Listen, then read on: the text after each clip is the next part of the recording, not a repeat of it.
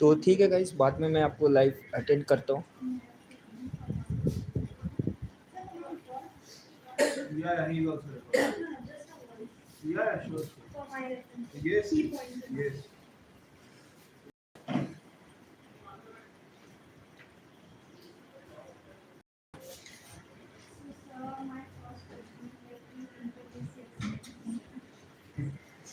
So myself, Advocate Vedant Vaishali Jain. I'm currently working as the Associate of Justice Sadhana Jagannath, former Judge High Court of Bombay. And in Yuvak Biradri Bharat, the office which we are, I'm the current Executive Coordinator. Okay.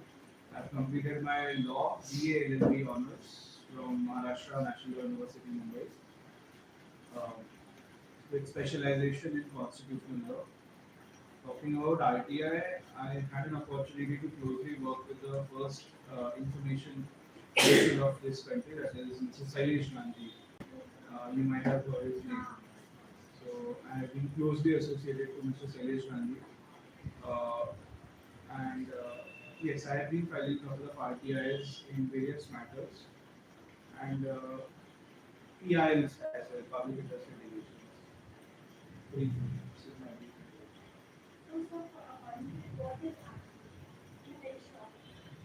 So, taking reference of Sailesh Gandhi sir's speeches, I would say that and elections are not the only voting and elections are not democracy, but an aware citizenry is the bedrock of a democracy.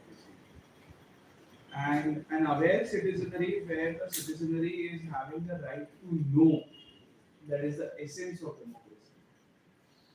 Right to Information Act was enacted in 2005, if I am not wrong. And again, if I am not wrong with the dates, it was 12th of October 2005. 12th of October 2005 was the day of Vijay Lakshmi, that is your Ravan Dahan. Vijay, what we call Vijay Divas or whatever, in different parts. Essence is the victory of truth over evil. So essentially, 12th of October 2005 for India, it was a victory for all those citizens who aspire and a transparent and a corruption-free democracy. So that is my one point for RTI. Yes. And my second question is, how does the RTI Act help promote transparency and accountability in government? Right. So see, we are having in Constitution Article 19 clause 1A, that is freedom of speech and expression. Right. Now, when we are having a right to freedom of speech and expression, but if I don't have adequate information with me, then somewhere my right to speech is compromised. Let's take an example. If I want to speak, say, for against the government or for the government for that matter, but I don't have the adequate information with me, that means I will not be able to speak, which essentially means my freedom of speech and expression is curtailed. Second example is, which was one of the landmark cases of the Supreme Court, that when candidates stand for elections, so they need to declare their criminal background, assets, and everything. Why? Because I have a right to know their criminal backgrounds. Because I am going to vote, and voting is what? Voting is an expression. So if I don't know the information, that essentially means my expression is going to get compromised.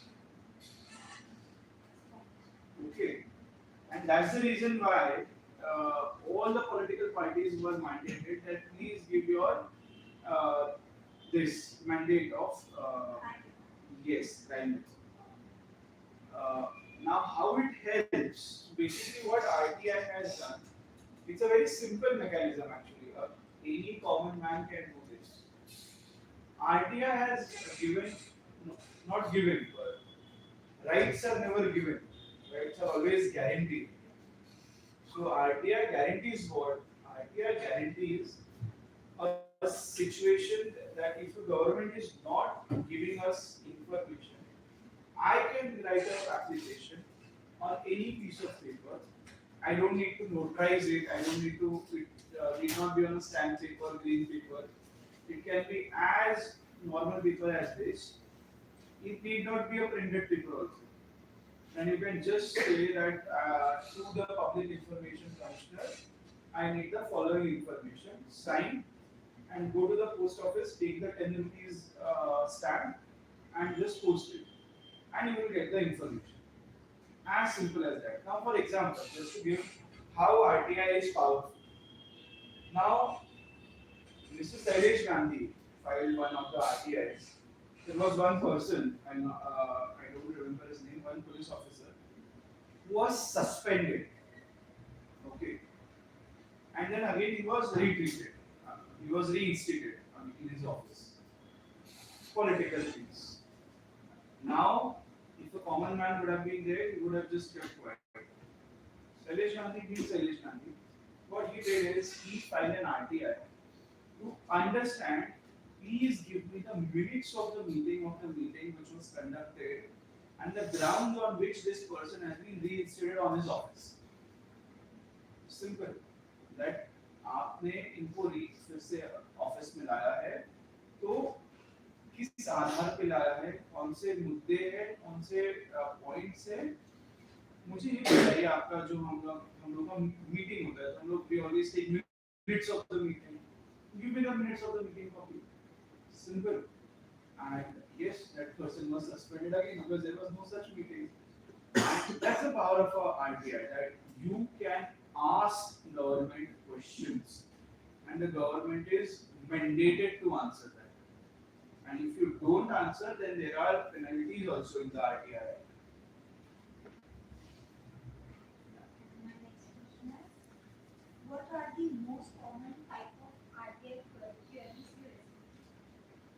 Okay, I don't receive any queries. I am not a information commissioner. Usually, RTIs are filed in government departments. You should know this first. I cannot file a RTI in this NGO or any public company. Sorry, private company. I can definitely file a RTI in State Bank of India, but I cannot file a RTI in HDFC. I can file a RTI in State Bank of India. Why? Because State Bank of India is a public bank. It's owned by government. But this HSBC bank, which is near the High Court, it's a private bank. HDFC bank, private bank. So private individuals are excluded. Now again, if someone asks why private individuals are excluded and why only public bodies are there for RTI, simple question, simple answer is that HBI or any other public institution is having my money. I'm a taxpayer, and that money is a public money. So I need to know where my money is going. Privately, my money is not used in private banks. So why should I be concerned about it? And that is how this works. Now you talked about queries. I think it is diversified. We get, we file a lot of RTIs on various. Now, for example, we may file on appointments, judicial appointments, or we may file on, say, dealing fund release, or we may file on. It's very interesting that how RTI are used in a very technical way to catch the government's at times mistakes. For example, now I'll tell you one of the ideas which one of my friend had filed, that kindly, very, you may laugh on that idea. Kindly let me know how many times this Vikhroli station's washroom is cleaned, which phenyl is used, and who is the person who's cleaning it. Intention क्या था इसमें? Intention ये था कि वो clean नहीं था actually. So we wanted, no, not sarcasm, we want to look at least हमारा official data क्या बता रहा है, right? And yes, now I think it has been, yes, it has changed. So, yeah, of course, but the team, entire team, do file such RTIs and they get whatever they need. See, RTI is not a tool to get justice. This was very important. RTI is a mechanism to one step towards justice. Okay. This is also at times what people think कि RTI I will file मैं RTI ठोक दूंगा ऐसा नहीं होता RTI ठोक दूंगा का मतलब केस ठोका नहीं होता RTI is just a simple mechanism to get information. Now again here your personal information is excluded, right? I cannot ask personal information. Yes. What challenges do you face while handling RBI applications? Okay, again I will correct this question that I am not handling RTI. The challenges they face.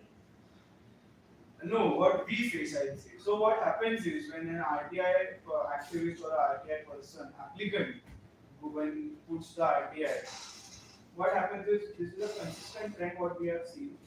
Uh, Usually these people transfer the RTIs to one department to another department.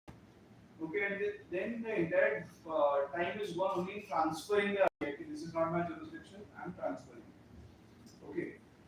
This is one very important point. Second is pendency of RTI applications.